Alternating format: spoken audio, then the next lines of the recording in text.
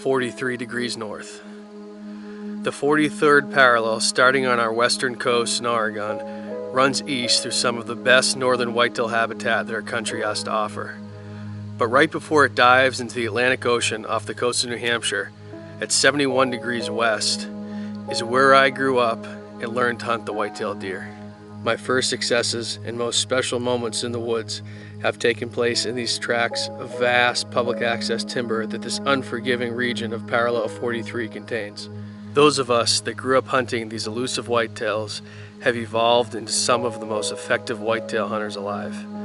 Through our struggle, we elevate our game and learn how to overcome some of the most challenging situations the woods have to offer. It wasn't until I started to hunt the Buckeye State that I was really able to apply what I had learned growing up in New Hampshire and match wits with a mature buck in a visiting ballpark. I quickly developed a love of hunting the rugged hills and hollows and fragmented farmlands that the east central Ohio countryside has to offer. One deer in particular that I had hoped to encounter in the upcoming season was a buck named Tippy. After a long summer, the stage was once again set in Ohio, but this year my season would start off with a twist.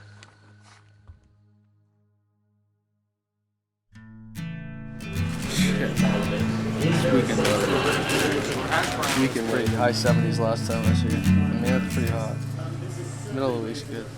I've been down, but not today. I've been lost, but found my way. Now I'm coming home. Coming home. I've been tricked, turned upside down. But now I'm flipped back right way round. Made a clean getaway. Clean getaway. Oh, these old chains can't hold me. Well, I hiked up this mountain here to glass those bucks Ross saw last night, and they're actually out in this hayfield behind me in the bottom. They came out with probably an hour or an hour and a half of shooting light left, so that's a good sign. I'd like to try to show you them, but there's no way this lens can reach that far. It's probably about 5 to 800 yards, not exactly sure, but there's 4 bucks. 2 are probably bucks I'd shoot.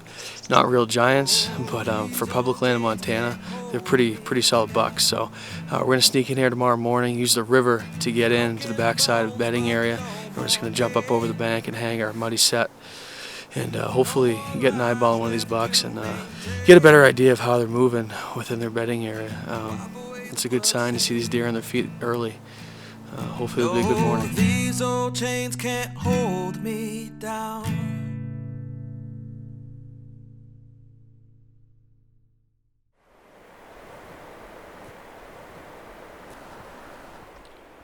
He's not a giant, but I'm gonna shoot him. It's about I think he's that good one that I saw yesterday.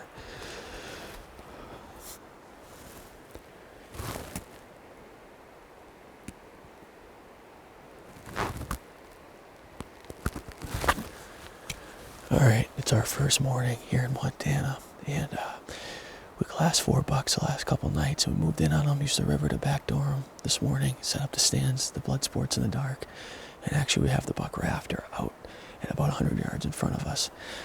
He's on private land that we can't hunt, but we're hoping he's going to work his way back towards us through the cover. We'll see what happens. We just need to watch him and see where he goes, that's all. He can't cross the ditch on my left without me seeing him. So I think he might just bed down right there.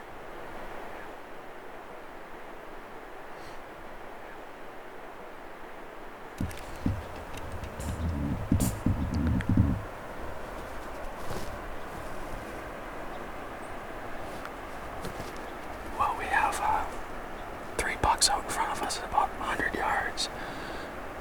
One of them, I'd probably shoot this back one, but there's a bigger one in there we just saw, so I'll run up the ditch right here.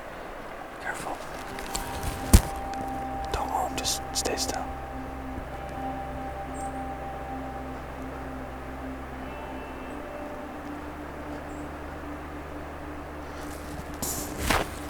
I just saw a deer run up that ditch. That we saw yesterday morning, the back buck is a chalker rack buck. He's like probably the smallest of the three.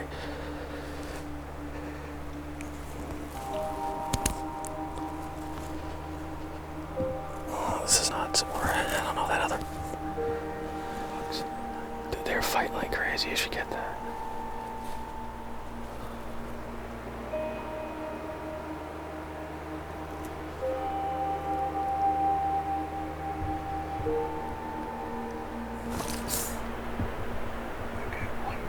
Yep, right here, behind the dead tree.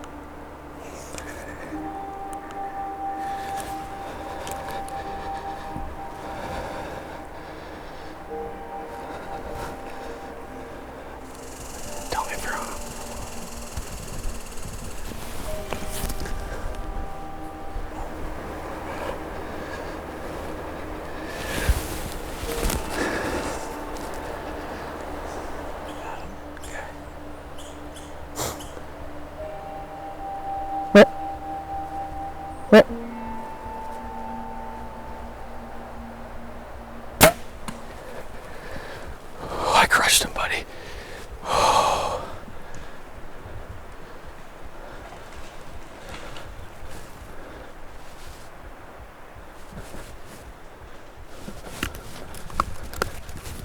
Did he go down?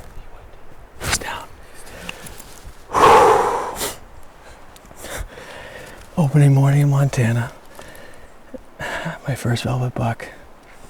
There was a bigger buck in there, but I couldn't pass up that opportunity. He's a great deer. Just a neat experience to come out here, hunt this totally vast, giant landscape.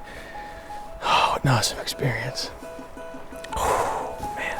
That hammerhead crushed him. He didn't go very far at all. Oh, awesome. Hey, there you go.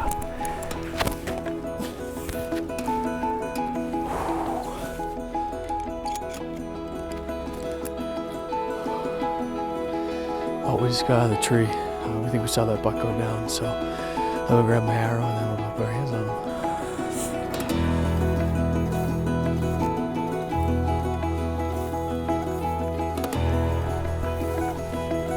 There he is.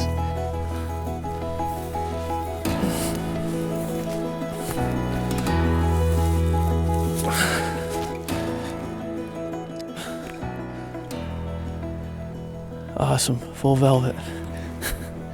Nice buck, not a giant deer, but I'll take him for a public land buck in Montana.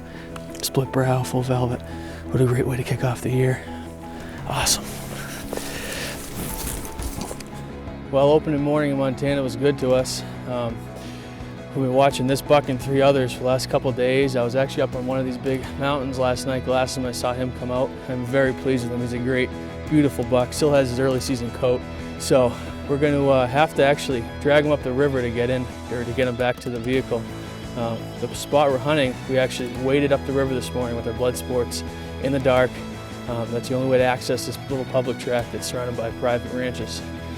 Just kind of something I've never really got to experience, especially in this beautiful backdrop, Big Sky Country, Montana.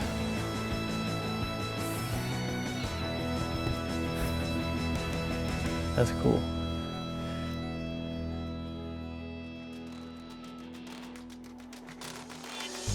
It was exciting and gratifying to finally kill a public land velvet buck in Montana in one of the most beautiful parts of the Whitetails range. I couldn't help but wonder what the rest of the season would bring.